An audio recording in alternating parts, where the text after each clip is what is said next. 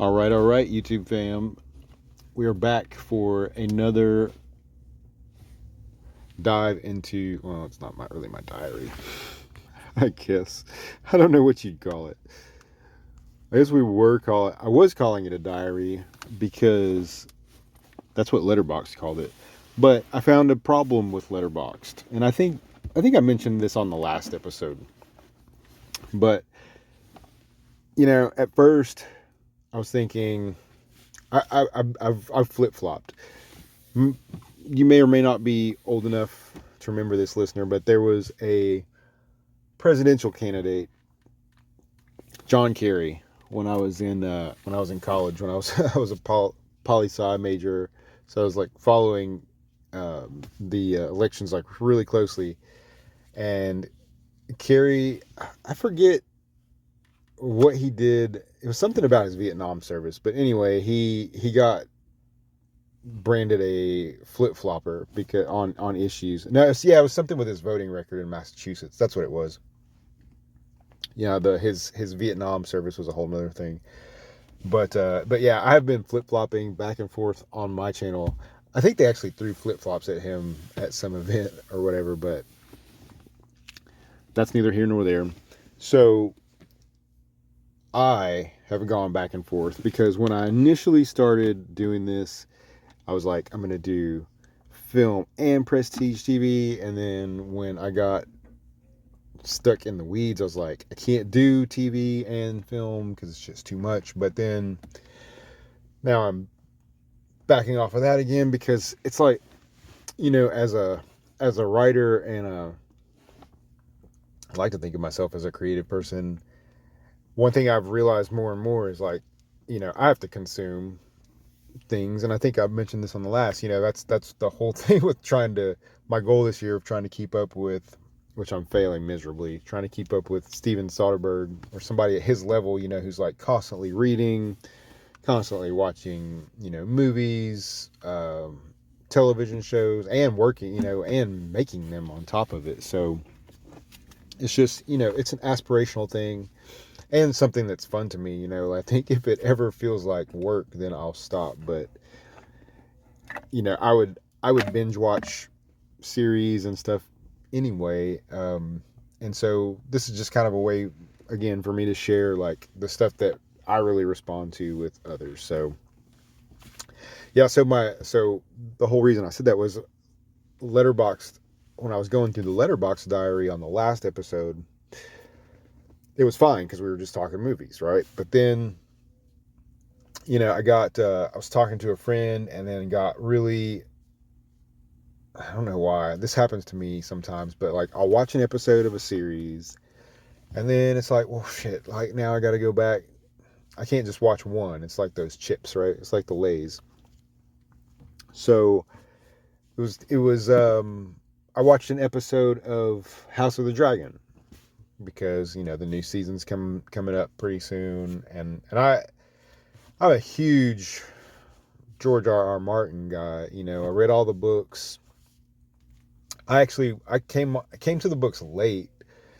And sorry, I'm just kind of rambling now, and we're just gonna ramble. It's a smoke sesh type of pod this week. Like I have no outline. I'm just gonna ramble. This one is really more to feed the YouTube gods. So if you want to hang out and smoke a little bit, then that's what we're gonna do. I'm eventually gonna get to Mean Girls and like some of the stuff I watched this week, but which we're talking House of the Dragon. So yeah, huge George R. R. Martin guy. I did come to the books late. My ex sister-in-law, I guess, was a big reader of the books, and she turned me on to the series when it came on HBO. And so I got hooked. Like, I was in from the beginning. First episode, my boy Jamie pushes little brain out the window. The things we do for love. Like, I was in from that point in on, and then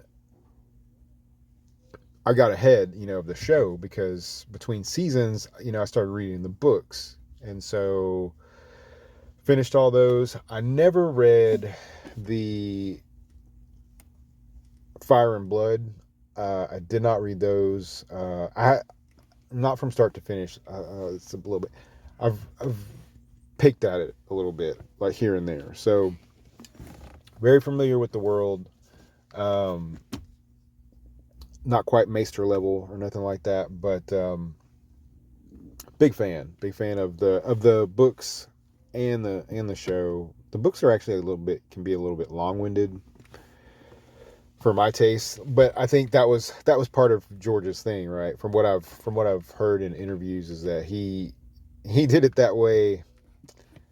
This part I have my doubts about, to make it unadaptable. You know, I don't know if that's true, like if that's why or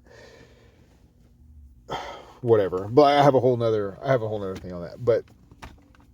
But all that to say, I think, is House of Dragon as good? Like, if you compare season 1, episode 1 of both shows, I think Game of Thrones is way stronger, right? I mean, it has to be by nature. It's like it's got a more diverse cast. Like, the characters you do have are just so much more like rich. It's not just a room full of like kind of stuffy Targaryens. Not that they're all stuffy. Like, there's good characters in House of the Dragon, and like we're great. Like I love like Patty. The actors and actresses, Patty Considine and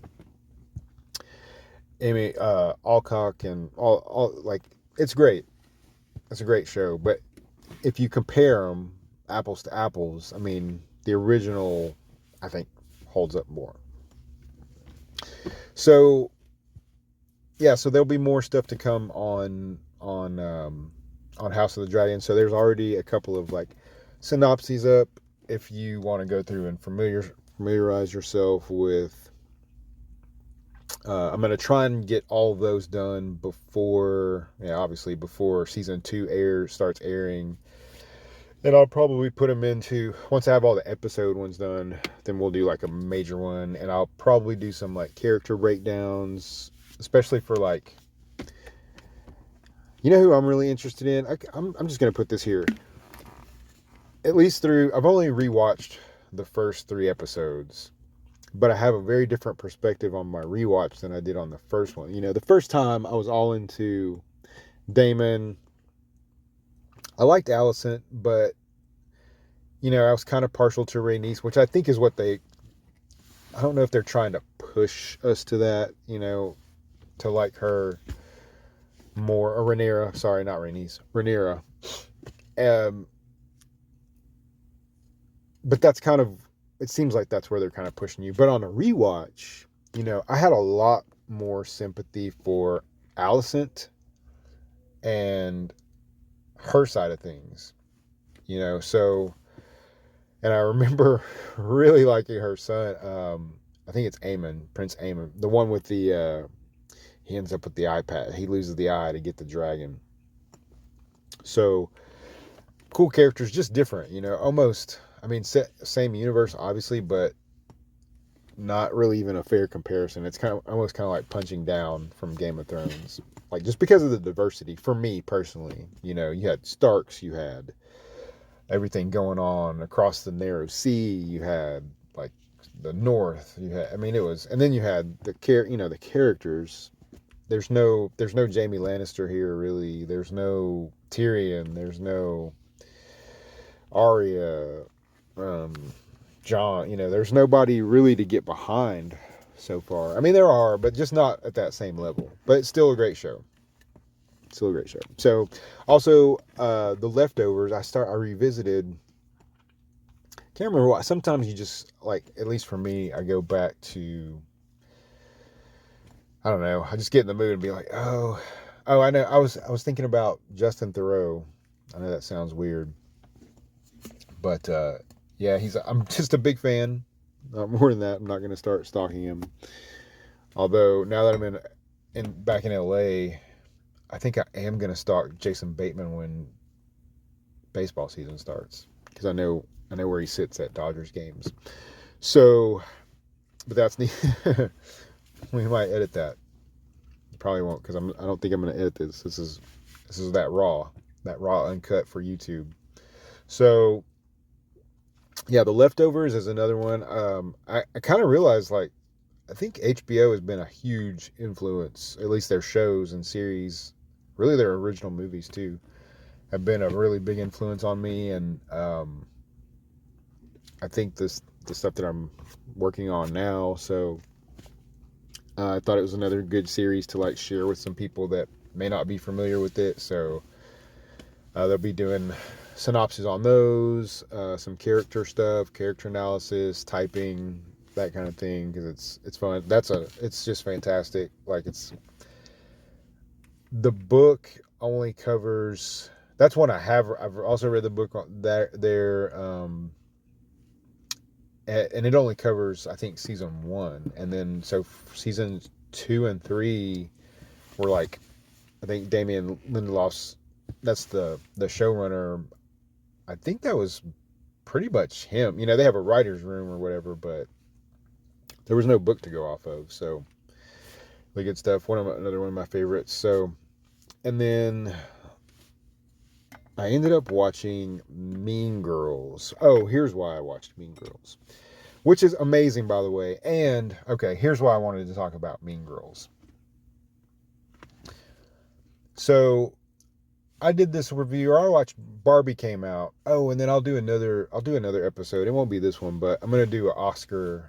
I've been putting together this list of all the Oscar nominees, or not all of them, but like I think it's like a list of like 40 people. It's like directors, actors, production designers, cinematographers. So I've actually seen all of them, but I'm getting distracted. Mean Girls. So I was putting that list together, and also like looking at, there's a new Mean Girls musical out that Tina Fey did. And I also didn't know that Tina Fey wrote the original, which I'm a huge Tina Fey head. So I was like, oh, okay. Well, before I see the musical, I should see the original. I know that I never, I don't know how. Let's see. It came out in 2004, so I was in college. So I just, I don't know. And it was Mean Girls. So if I guess was I married? Yeah, I was married at the time too. So she didn't really care about going to see Mean Girls. She wasn't really into movies, so that one just slipped by the radar. But I saw it a couple days ago, and it is. I see why it's held up so long, and it kind of made something click into place for me with Barbie that I did not understand. Like, I saw Barbie and I was into it, right? Like, I'm a huge Margot Robbie fan. Same with Ryan Gosling, Simu Liu, freaking Shang-Chi, all the whole cast, Kate McKinnon, Greta Gerwig, Noah Baumbach. I'm kind of on. I think he's a great writer, but his stuff's just a little bit dark even for me sometimes. But anyway,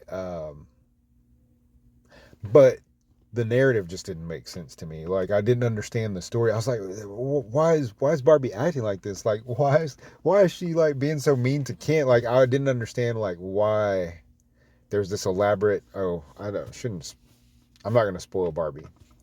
Let me just say, like, if you haven't seen it, it's good. Like, it's not. I wouldn't say skip it entirely, but I would just say, like, there was something that just didn't work for me personally in it at the end. But then when I saw Mean Girls, okay, and so I'm going to try not to spoil Mean Girls here too, because if you haven't seen it, like, for sure go rewatch it, or for sure go watch it. And if you have seen it, like, you know, it's one of those that you can probably like keep going back to.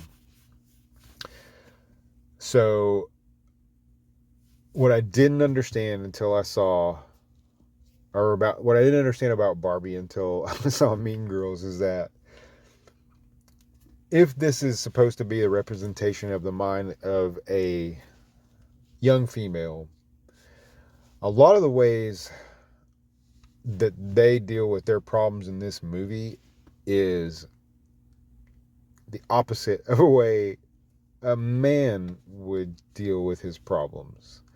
And I guess that's where that when Mars Venus thing comes from is because a man, most times, not all the time, but most times I think, or at least me personally, would be much more direct when they have an issue with somebody, right? Like, you're not going to go through an elaborate scheme, like planning. I mean, it makes for good movie too, right? And good storytelling, but like, I don't know if that movie works if it's a group of guys. Maybe it does. Maybe it exists, and I just can't think of it. But it seemed to click with females, and women. I mean, so to me, that means there's some truth to it and how like the brain works. Because mine, unless I specifically try and think that way, it just doesn't naturally happen. Because if I have an issue with someone, like me personally, I'm just either gonna like avoid that person, like just get out of that situation, like if I don't have to be in it, or if it's something that's unavoidable, like then we're gonna confront it. We're gonna talk about it. So after seeing Mean Girls, I was like, oh shit, now I get it. Like, now Barbie makes sense, and I feel much better about the movie. Like, I'm not as mad. Like, it's weird to say I was butthurt about Barbie, but like, I just wanted to like it so much more. And then when the end rolls around, which I'm not going to spoil it here, but I don't know, it just never sat right with me. Like, but anyway, so loved Mean Girls, loved Tina Fey, Amy Poehler, Rachel McAdams, like so many. It's so crazy to see it 20 years ago. Like, so many of them, like they don't hardly look like they've changed at all. Like, I just saw Tina Fey on, was she on Smartless or not Smartless? Maybe she was on Conan or something. I don't know, but she looks great. Amy Poehler, like all of them. Lindsay Lohan kind of dropped off. Don't really know what happened to her, but that's all right. So, what else did we watch this week? Oh, True Detective. All right. Again, Prestige TV, right? So, True Detective season 4. I'm coming to it way late. Oh, I never even loaded a. We're gonna load a bolt right now. So while I talk True Detective, because I'm a huge True Detective fan. Ever since the first one with McConaughey and Woody Harrelson, I know most people hate on the second season with Vince Vaughn and is it Rachel McAdams and who's the other one? Oh, Taylor Kitsch. Sorry, I was taking a little drink. So yeah, even that one that a lot of people didn't really vibe with. I liked seeing the dark Vince Vaughn. Colin Farrell. That was yeah, it was Colin Farrell, Taylor Kitsch, Vince Vaughn, and Rachel McAdams. Like, I liked it. They went for it. I thought it was a really good season. And then the third one, I remember liking it. It just didn't stick with me as much. The one with Mahershala Ali and trying to can't see. I'm blanking on who the other cop was in that one. I remember it being good, like solid season, but it just didn't stick with me as much as like I've gone back and rewatched the first two. And so this one, Jodie Foster comes in. And so what was interesting to me and why I didn't jump on it the first like when it first came out was, one, I was a little bit busy, but also because the series creator, who I'm a big fan of, Nick Pizzolatto, wasn't involved with this one, which I thought was really weird. I thought he owned it, but apparently he. My understanding is that he had like developed it, and then HBO, you know, produced it, to make it. But I assumed he still had like creative control over it. But I guess they own the True Detective name. So because I saw he was like salty about I'm not sure how many seasons in or how many episodes he watched of it, but he wasn't really happy about some of the creative choices that they made. And I was like, okay, well, that's weird. Like, I thought it was your baby, but so they went on without him. But they got Jodie Foster, and they got, who's this? Let's see her name. It's Issa, the director. Her name is Issa Lopez. What else did she do? She's a horror director. I know that, but I haven't seen any of her movies. Looking. Actually, I don't even see. Yeah, I've never seen any of these. Which doesn't mean anything. They're Latin, and I guess some of them are horror. Total Mall, yeah, all bad. I don't know if Tigers Are Not Afraid. I have never seen any of these. So a new director, but from what I read, like more of with like a horror tilt, which makes sense if you've seen the first one. If you haven't, it's set in Alaska during the season when there's no sunlight, right? Which reminded me of that vampire movie with Josh Hartnett, 30 Days of Night, which I'll probably do some stuff on around Halloween time, I was thinking, because I love that movie. It's one of my favorite. I don't know if it's really horror. I don't know why I don't really think of vampire movies as horror, but maybe it's because they're kind of like zombies for me and just not really scary, but kind of like a cool mythical creature, like some Lord of the Rings type shit. But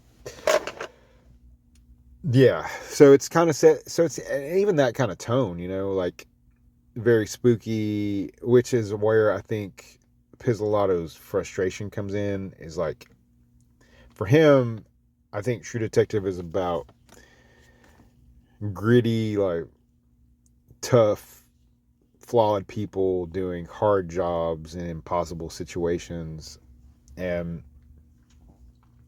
not really, there was no horror aspects for sure to season 2. I remember season 1 being kind of eerie, but I think that was just more of a function of where they were. They were like in the fucking bayou of Louisiana, in the swamps with those, like, I forget what kind of trees those are, the like big hanging ones, and like, I don't know. It's just very creepy, and like what was it? The Yellow King and like all that like the underground sex trading stuff was just really creepy, and so it had a feel, but never supernatural, right? And what I noticed, and this is not a spoiler, this is like the opening scene, but like there's a scene in the very beginning of season 4, episode 1, where these like caribou or some shit, reindeer, it's like a big herd of them jump off a cliff together, like a mass suicide. Which I was like, okay, that's weird. Like, what does that happen? Has that ever happened in the history of life? Because that's the thing, right? Is like, if you do something, you have a mass suicide of reindeer in your opening or in your cold open for your show, like, you're setting the tone, right? So either that shit can happen in real life or it can't. It's not about fictionalizing, right? It's not about storytelling where I'm putting two fake characters in a room and they're having a conversation that never happened. Like, that can still happen within a certain realms, like, that govern this universe, right? But if you have caribou doing mass suicide, I don't think that shit can really happen. I mean, somebody, like, email me, I don't know, leave a comment. But let's just say, for the sake of argument, that it can't happen. Well, then you've introduced a supernatural element into a show that has never been supernatural in the past. So you technically broke True Detective, I think. Kind of the same way, like, I think it's the same way on obviously a much smaller scale, but like the problem that people had with The Last Jedi and Rian Johnson taking over. It's just going to be fucking divisive. I'm sorry. Like, I don't like, I'm going to pause for a second. So, I almost forgot what I was talking about. Oh, I was talking about The Last Jedi. So yeah, I don't, when Luke completely does a 180 on everything that we've ever known about him as a character, like, I didn't like that. I didn't want to see him drinking like blue tit milk or whatever, breast milk from those, like whatever. And so I get like Pizzolatto's thing, well, like you brought something in that like is not really true to the spirit of the show. I think. I mean, yeah, it's still a cop show, but that makes it a supernatural cop show. So I don't know. But at the same time, like if he had just kept his rights to his show, if that's what the thing, like then just like George Lucas, man, you can't be, you sell it off to HBO or whatever, like then it is what it is. Go write the novel. So that was my feeling. But as a show itself, when is Jodie Foster ever not good? Like the director is definitely like she has a vision. Like I'm not super into horror. Like I kind of like elevated horror, which it's not what, if this is a horror show now, like that's not what this is. I mean, this is more like vibe horror, I would call it. But it's still solid. Like it's an entertaining cop show. Jodie Foster as this I think she's like an Alaskan state trooper kind of. There's an Arctic research station, or it's like inside the Arctic Circle, and there's like 6 or 7 scientists, nerds in there, and they all die basically, and they're found frozen together in this like weird state, which is another thing. Like I don't know how that happens. Like, is that supernatural? Um, and then so that's basically it, right? I mean, that's the setup for any cop show. Like, there's a murder. We have our cop. The dynamics are what made it interesting for me. Like her being kind of a small town sheriff, but her ex-husband is like works for her and kind of is like pain in her ass. And his son also, which I guess from another marriage maybe, is also a deputy. So like there's that family dynamic, and then there's another side character. I can't even remember her name. Not really that important. I mean, I'm sure she'll figure into it. I'm gonna pull her up. Oh, don't prompt me to rate. Here's her name. Callie Reese plays Evangeline Navarro, who's another cop investigating, I think, the disappearance of her sister, if I remember right, from years and years ago. But it seems like she's lost her job because she probably pushed too hard on that case, because her and Jodie Foster clearly have those two characters have a relationship, but they don't work together anymore. So looks like their investigations, they found, Jodie Foster, when she goes to investigate, she finds a tongue which the other trooper Navarro thinks might be tied to her sister's case. So their paths are definitely gonna cross. So I don't know, 5 more episodes. Like I'll watch it because I like watching Jodie Foster. Unless if it goes too far supernatural, like the thing that I don't like about that is when you have a supernatural cop case, like something that's so dependent on facts, but like when you bring supernatural into it, you can kind of like bend the rules and make your own facts as you go. So it makes it kind of shitty for me personally as a watcher, knowing that, well, like I can't ever solve this. Like I can't solve it because I don't know what the rules are. So it just makes it kind of rough for me. But whatever, we'll watch it. Let's see, and I'm coming up on 30 minutes. This happened last time. So I'll talk about one more thing. Well, actually, no, I'm going to go ahead and end it there because I only started Suncoast. I haven't finished it yet. But that's the one with Nico Parker, who's Joel's daughter in Last of Us. And I think she was also in Dumbo, which I have not seen yet. But so that's going to be the reflections on I'm watching this week. So stay safe out there. I know it's beautiful weather where I am, but I know it's kind of nasty in other places. So stay warm, stay dry. I will put the show's email somewhere, and then I never say like, but comment, subscribe if you haven't already. If you've made it this far, like, thank you. I don't know, what's wrong with you, but thanks for hanging around. And then, yeah, I think I'm going to do another episode. I made a list for Black History Month, which is like just kind of a short list of like I would say like, it's kind of a tough list. They're not historical, but just like either black influence, heavily directed by, black cast, whatever, just like heavily black influenced films, and then Oscar noms, because that'll be fun. I like making lists. So appreciate you listening, and I'll talk to you next time. Love you.